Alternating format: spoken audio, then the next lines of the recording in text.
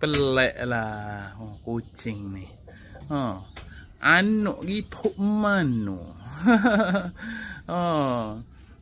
Di bawah tak ada cari belaka dah. Bawah rumah, dalam basah. Tak ada, tak tahu dia pergi susu mana. Benarnya anak dia duduk dalam kotak tangga. Lepas tu mari dia tak tahulah atas mana anak-anak dia. Jadi kita cari tak jumpa.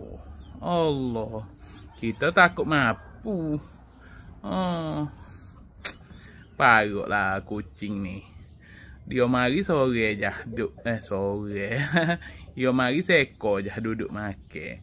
Anak-anak gapo tak ada habis. Orang pun gitu juga. Orang pun anak dia tak tahu duk mana juga. Allah, kita takut mampu je putih dengan orang. Allah lah.